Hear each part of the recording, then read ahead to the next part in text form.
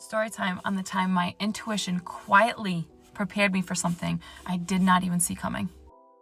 Hey everybody, in today's video we're going to be watching these ladies tell their stories about how they were glad they listened to their intuition because it saved them in certain situations and it helped them in that moment, and they are so grateful and thankful that they listened to it. This video is for entertainment purposes only, and we're about to jump right into the video. For about a week I kept getting this urge to check my windows on the sun porch and the door. So I continuously kept going out there to make sure that the windows and the doors were locked, but there was no fear to it. I didn't feel unsafe. It was kind of like I was on autopilot, like I was just doing it to do it. I had no fear attached to it. Now this was out of the norm for me because I don't typically go out there over and over again to do that, because those windows and the doors are always locked anyway. So it was just kind of very strange for me to do that, but I wasn't thinking, hey, this is strange of me to do it. I was just doing it. There was a day during that week that I was walking out of my car and I got this sudden thought that somebody was going to walk up to my car and look into my car and see that I have a car seat, and they would know that I have a child in the house. And again, this thought had no fear attached to it. It was kind of like an observation, like it just kind of came in really quick and left, and I didn't think about it again. I also didn't connect anything to it. Like I wasn't thinking about me continuously locking my window. Like nothing clicked for me at that time. So let's fast forward to a morning later on in that week and watch how this all falls together. I decided to sit down at my kitchen table and eat my breakfast that morning, which is not usual for me. I do not sit at the table and eat my breakfast because I'm always doing something. Like I always have something to do, so I'll usually like eat it at the counter and I'll just get stuff done. But for some reason, I decided to sit at my kitchen table and eat my breakfast that morning.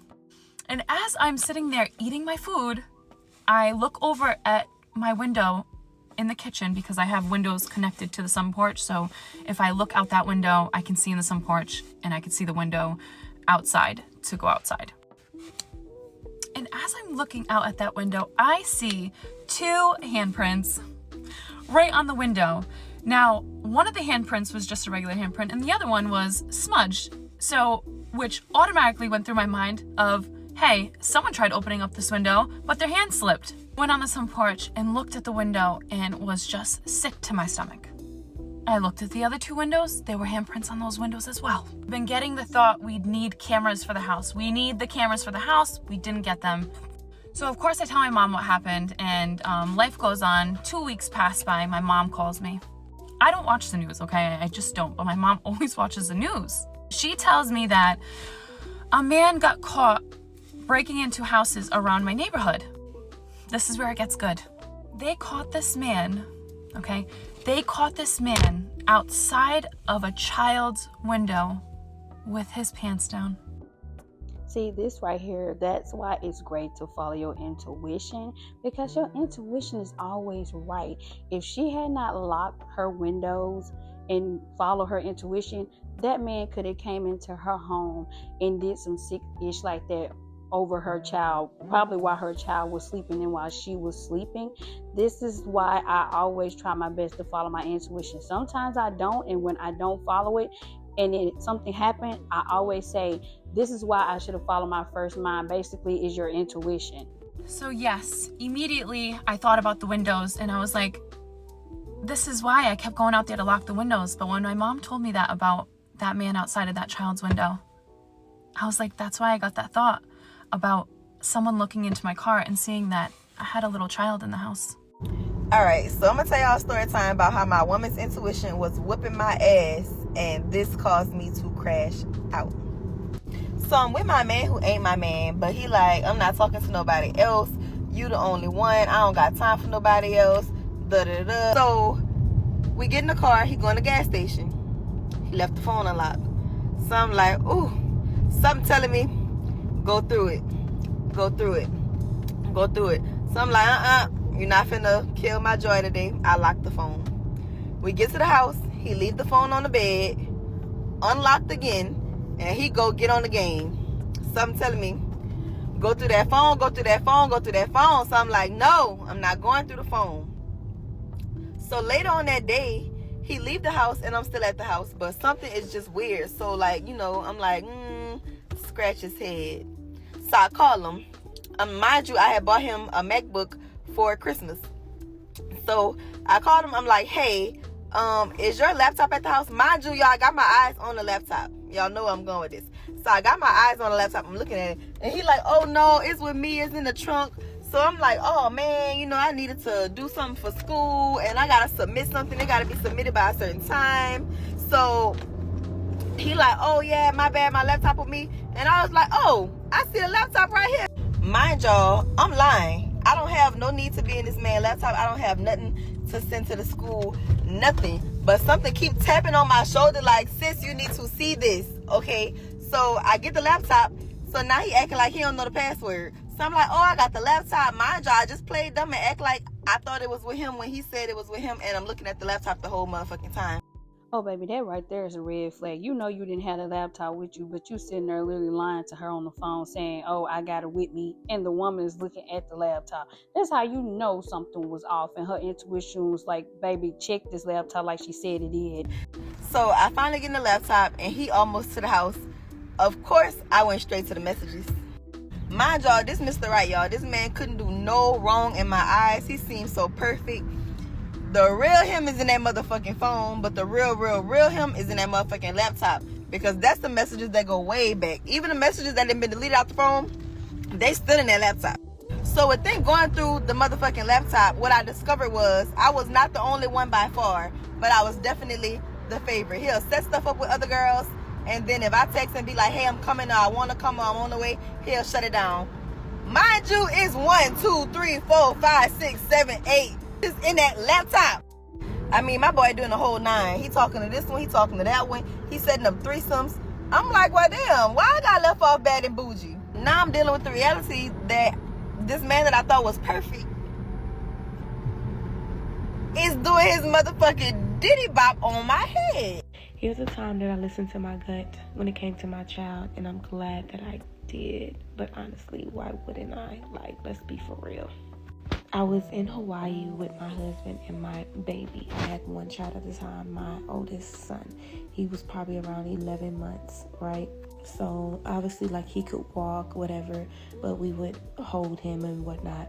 And we went to a luau. Now, this was for my birthday. So we got the luau. We, just got there. We sit down.